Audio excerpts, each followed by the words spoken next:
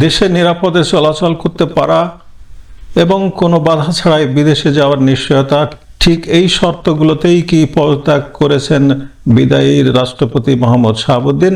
পদ্মার আড়ালে বিএনপি এবং সাবেক এই রাষ্ট্রপতির মধ্যে আসলে কি সমঝোতা হয়েছিল? কেনই বা পদত্যাগের পরপরই দ্রুত দেশ ছাড়তে চাইছেন তিনি?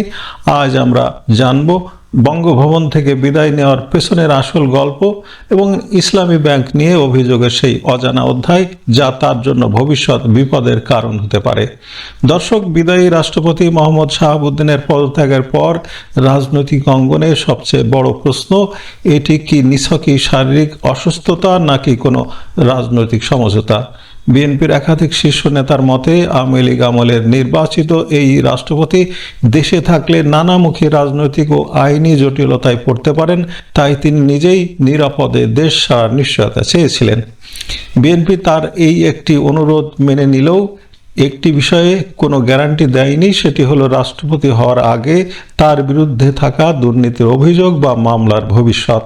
তবে হ্যাঁ, সংবিধানের 51 অনুচ্ছেদ অনুযায়ী রাষ্ট্রপতির দায়িত্ব পালনকালে তিনি যে আইনি সুরক্ষা পেতেন সেটি তিনি নিশ্চিতভাবেই পাচ্ছেন। শুক্রবার গণমাধ্যমকে শাহাবুদ্দিন নিজেই বলেছেন, কিছুটা সুস্থ হলে 10-12 দিন পর বিদেশে যাব। অর্থাৎ তার দ্রুত দেশ ছাড়ার বিষয়টি এখন অনেকটাই স্পষ্ট। পদত্যাগের পর ভিভিআইপি প্রোটোকল পেলেও শাহাবুদ্দিনের নিরাপত্তা নিয়ে কিছুটা শঙ্কা রয়েছে। এনসিপি সহ যে কোনো সংগঠন যে কোনো সময় তার বাসভবনে হামলা করতে পারে, এমন আশঙ্কা থেকেই সরকার তার বিদেশ যাওয়াটাকে সবচেয়ে নিরাপদ মনে করছে। তাহলে বিদেশ যাওয়ার আগ পর্যন্ত তিনি কোথায় থাকবেন? তিনি বঙ্গভবন ছেড়ে উঠছেন রাজধানীর গুলশান 1 নম্বরের 123 নম্বর সড়কের 41 নম্বর হোল্ডিংয়ের গ্রিন ভিলা ভবনের 502 নম্বর ফ্ল্যাটে। শাহাবুদ্দিনের পদত্যাগের পেছনের আসল কারণ নিয়ে রাজনৈতিক মহলে রয়েছে ভিন্নমত। বিএনপির মহাসচিব মির্জা ফখরুল ইসলাম আলমগীরের কাছে সমঝোতার বিষয়ে জানতে চাইলে তিনি সুকৌশলে প্রসঙ্গটি এড়িয়ে যান।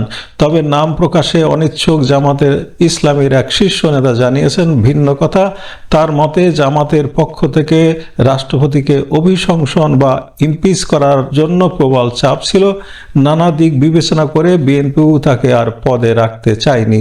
তবে পরিস্থিতি ঘোলাটে না করে একটি সম্মানজনক বিদায় দিয়ে তাকে বিদেশ পাঠিয়ে দেওয়াই সরকারের মূল লক্ষ্য ছিল।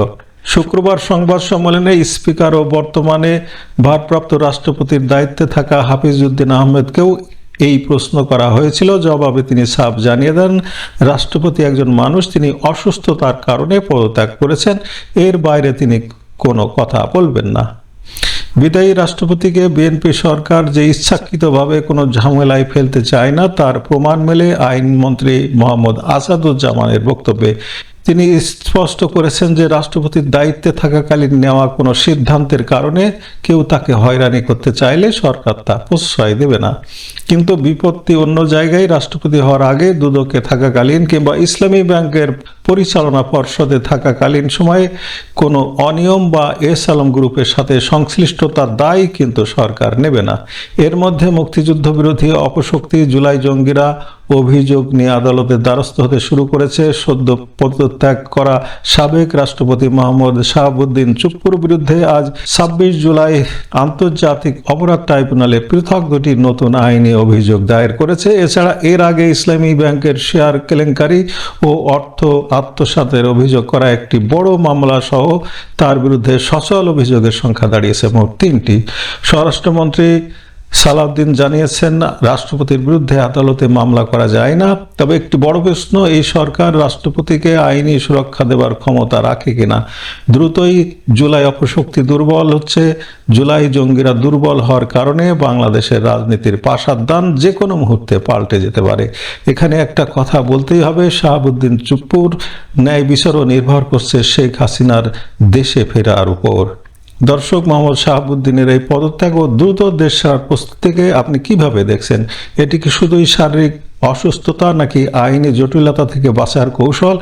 আপনার মতামত অবশ্যই কমেন্ট করে আমাদের জানান। ভিডিওটি তথ্যবহুল মনে হলে লাইক দিন এবং দেশের রাজনীতির সর্বশেষ আপডেট পেতে আমাদের চ্যানেলটি সাবস্ক্রাইব করে বেল আইকনটি প্রেস করে রাখুন।